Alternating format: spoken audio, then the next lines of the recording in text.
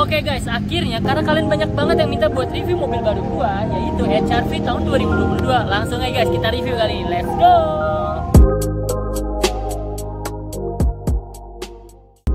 Nah, jadi alasan gua ngambil HR-V tahun 2022 ini adalah yang pertama karena desainnya. Yang seperti kalian bisa lihat guys nih, desainnya ini loh. Tuh.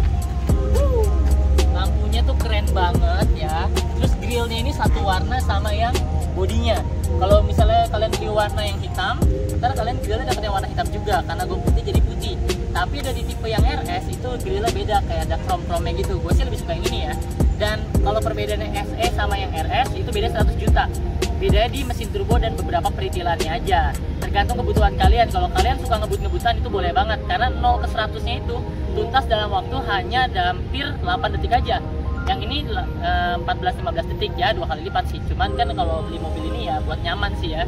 Kecuali mau ngebut-ngebutan silahkan kalian pilih itu. Turbonya mesin Civic mantap banget sih. Nah, bagian kedua yang gue suka adalah peleknya. Di tipe SE ini peleknya ukurannya 18 inch. Kalau tipe di bawahnya misalnya di E dan S itu ukurannya 17 inch.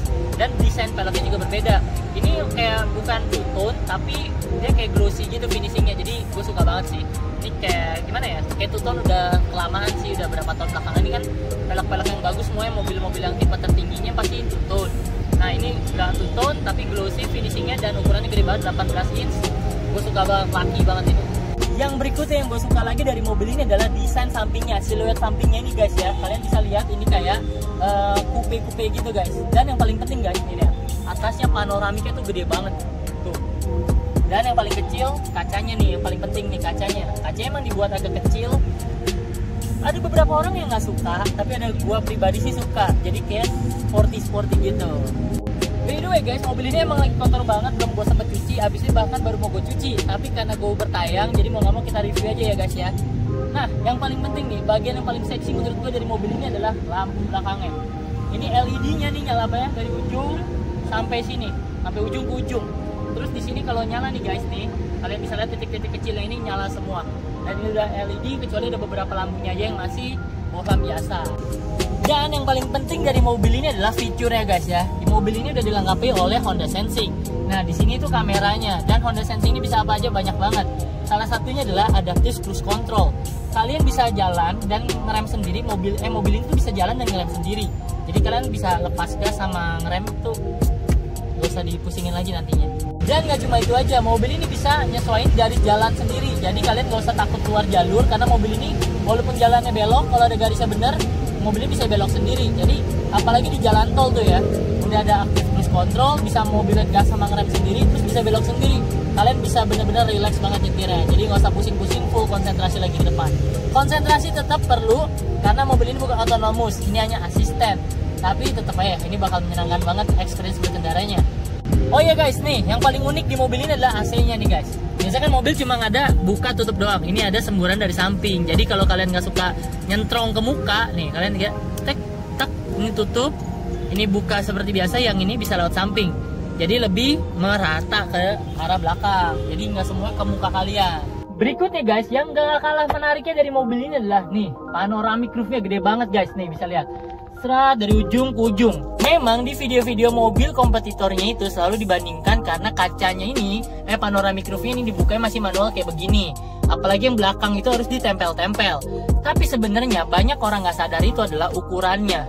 Di mobil kompetitornya itu, misalnya nih ya, panoramic roof-nya itu bisa baru dimulai tuh di sini nih, misalnya dari sini baru ke belakang. Tapi lihat deh, yang ini tuh dari depan sampai ke belakang, dan ukuran dari kanan kirinya tuh besar banget. Ini pertimbangan Honda kenapa ngilangin otomatiknya itu, biar bisa ambil lebih besar, karena biar nggak usah pakai railing otomatiknya lagi ditaruh. Cuman kan ya gimana ya, tapi memang yang kayak gini-gini kan nggak bisa dijelasin di video lebih detail ya, harus kalian sadarin sendiri, kalian harus detail dan kalian harus rasain sendiri di dalam mobil ininya. Perbedaan lagi sama kompetitornya adalah sebenarnya materialnya dan finishingnya. Ini tuh berasa mewah banget sih. Ya emang gak semewah si RV dengan panel-panel woodnya itu, panel kayunya. Tapi ini anak muda banget dan soft touchnya cukup banyak. Walaupun ini bukan yang soft touch yang banget, soft touch banget, tapi ini juga bukan yang panel yang hard gitu loh. Jadi ya ini harus dirasain sendiri sih. Cuman kalau dilihat dari video doang emang gak terlalu kelihatan. Apalagi ini nih guys nih, dengerin deh baik-baik. Wah ini bener-bener berasa premium banget ininya. knob putaran AC-nya ini, tuas AC-nya. Nah, sekarang kita lihat bagasi ya guys. Bagasinya emang jauh lebih besar dari yang CR-V model sebelumnya, karena dia ngubel model yang lantai di belakangnya ini. Tapi buat gua pribadi ini cukup besar sih. Buat kebutuhan gua yang nggak terlalu sering bawa barang banyak, ini cukup memungkinkan. Oh ya, ini kita dapat sarung buat cover dari panoramic roof bagian belakangnya. Nah, seperti ini. Jadi biar rapi, dikasih sarung sama si Hondanya. Karena gue nggak terlalu sering buka tutup, gue lebih sering gue buka karena ya ini kan yang gue cari dari mobil ini. Jadi ya udah, ini disarungin di belakang, taruh di belakang, selesai. Iya, mobil sekarang dapat apa guys? Pemadam kebakaran. Yang paling menarik adalah nih guys ya, mobil ini udah dilengkapi dengan fitur yang bisa nyalain sendiri dari jarak jauh. Mari kita lihat nih. Caranya gampang banget, tinggal pencet nih kunci lock. Habis itu tinggal ditahan 5 detik. Langsung guys, kita lihat mobil udah langsung nyala. Tapi dalam ini nggak bisa, jangan khawatir, ini nggak akan bisa dibuka sama orang kalau nggak megang kuncinya. Jadi dia ada sensornya gitu tuh, lihat spionnya masih nekuk kan. Kalau gue deketin mobilnya akan kebuka sendiri kayak gini. Tinggal dikasih sensor tangan aja. Nah, baru kebuka. Mobil udah nyala, AC udah nyala, udah dingin. Dan kalau kalian udah masuk, kalian tinggal injek rem, baru dipencet lagi tombol engine start stopnya, dan mobilnya pun langsung siap jalan. Oke, nggak usah lama-lama lagi, langsung ya guys, kita test drive mobil ini. Oke, let's go.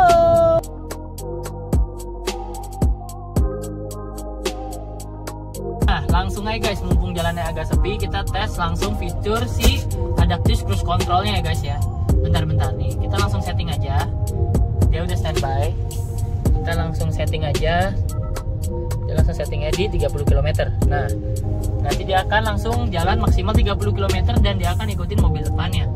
Contohnya kayak gini misalnya. Misalnya gue set ditambahin di 50 tuh. Kasih lihat Beb, 50. Tapi kan di depannya ada kendaraan. Jadi dia akan tetap ngerem. Nah, speed gue nggak akan lebih dari 50 dan dia ngerem sendiri tuh. Nih ya, kaki gue nggak ngegas apa-apa. Tuh, speednya jalan sendiri, nambah sendiri. Tuh ya. Tuh, dia tetap ngikutin di 30 km karena mobil depannya 30 km. Ya kan, kampret. Tapi karena ini kondisi jalannya rame banget, kita lagi nggak bisa masuk tol. Nah, jadi kita nggak bisa cobain line keeping asistennya ini nih. Jadi mobilnya itu karena baru bisa aktif di speed 72 km per jam. Karena nih jalannya lagi rame banget dan bukan di jalan tol, jadi nggak bagus kita kalau paksain ngebut untuk Uber speed 72 biar bisa aktifin si fiturnya ini. So, kurang lebih itu aja sih guys fiturnya. Belum lagi soundnya nggak bisa di play juga karena nanti kena copyright. Dan yang paling gue suka nih fiturnya adalah nih brake hold. Dan juga ini ya udah rem tangannya dia udah handbrake yang elektrik. Terus juga ini ada fitur Econ, dan juga yang ini adalah kalau turun gunung nih mobil otomatis kayak gini kan biasanya suka nyelodor kayak gitu aja kan. Tapi kalau dengan fitur ini dia bisa nahan mobilnya kayak gitu, engine brake-nya jadi bagus, jadi enak. Udah enak banget sih. Nih tarikan juga enak, cukup oke dalam kota. Walaupun nggak seenak yang turbo ya pastinya, tapi buat gue puas banget. So, itu aja videonya hari ini. Sampai jumpa di video-video berikutnya. Jangan lupa like, comment, dan subscribe ya guys. Bye-bye.